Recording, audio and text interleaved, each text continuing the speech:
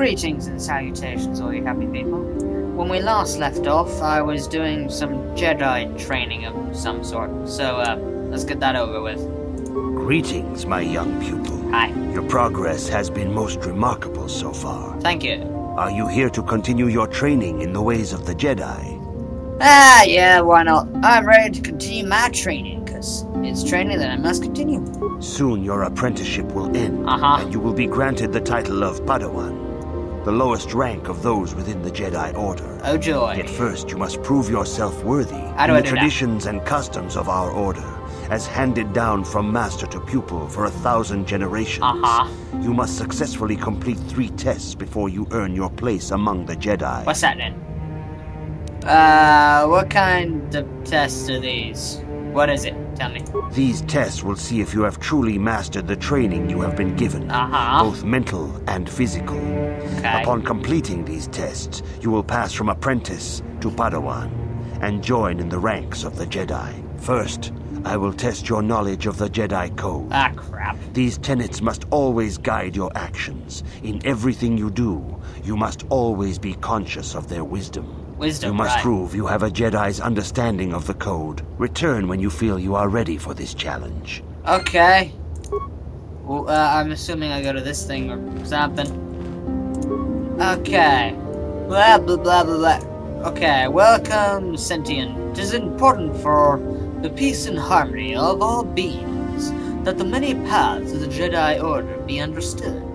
Only through knowledge can all see the truth of the Force. Jedi Guardians train for battle and physical powers. In contrast, Jedi Counselors seek to master the awesome power of the Force. Jedi Sentinels seek to find a balance between these two extremes. Okay, Sentinel.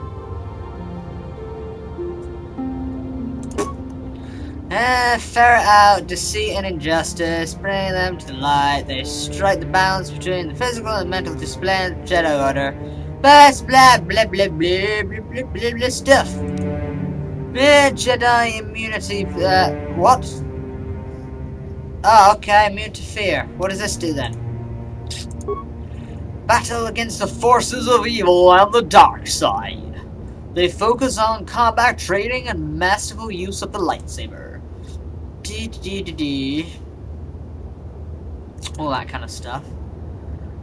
Force jump feet automatically. Okay, I have no idea what all these things are. To instantly close the distance and attack an opponent in 10 minutes. 10 meters even. What's a counselor then? I don't want to be a counselor. Consular even. Whatever. Seek to bring balance to the universe.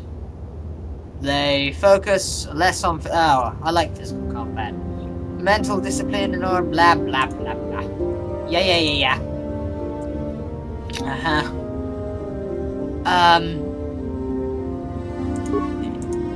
Okay. Yeah. What's that supposed... What was that supposed to go and do?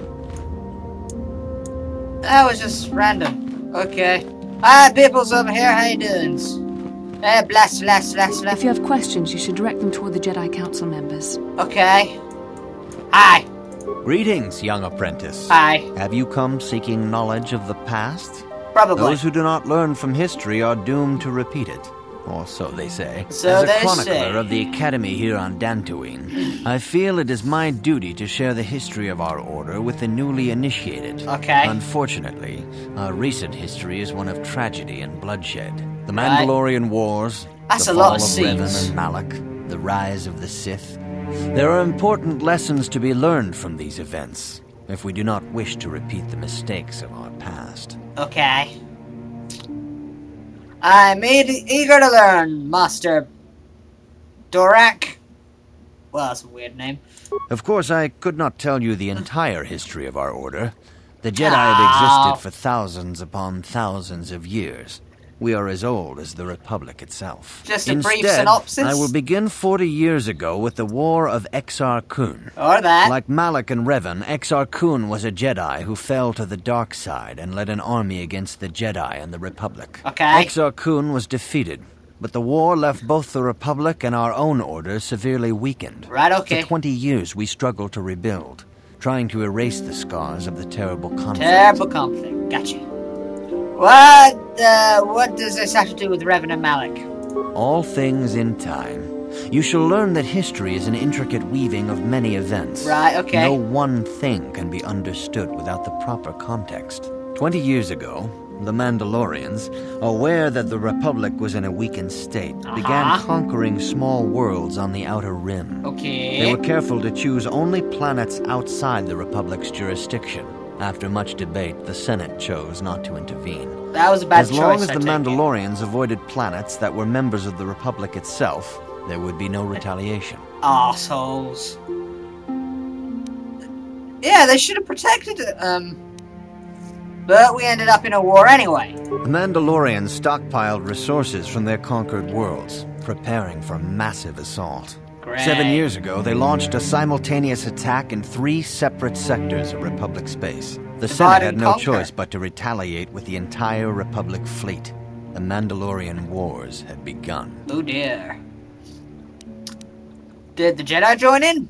The Republic petitioned the Jedi Council for aid, but there were many factors to consider before we allowed ourselves to be drawn into another conflict, so soon after the war with Exar Kun. While the Jedi Council preached patience, there were many among our order who were eager for us to join the battle. 2 young knights in particular demanded immediate action, Revan and Malak. Yay! They rallied many of the Jedi to their cause, and against the wishes of their masters, joined the Republic fleet battling the Mandalorians. Cool. Revan was a brilliant military leader. Awesome. And the Republic fleet began to win victory after victory. After victory after 4 victory. years ago, the Mandalorians surrendered unconditionally. Weaklings. So Revan did the right thing. No one is denying that Revan was one of the keys to defeating the Mandalorians. Yeah, better not deny But it. something happened out there on the Outer Rim. What was that? Instead of returning after the war's end, the ships under Revan's command went deep into unexplored space. Adventure! They claimed to be searching for the last remnants of the Mandalorian fleet. Okay. All contact was lost. For many months, it was assumed some great disaster had befallen the entire fleet. Everyone thought they were dead.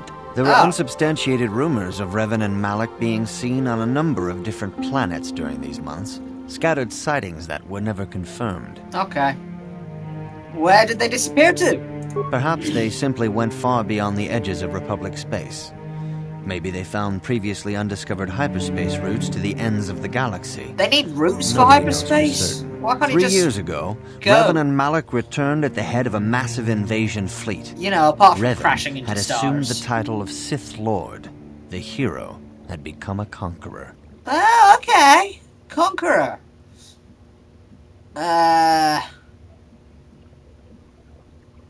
Where did Revan get the ships for the Sith fleet?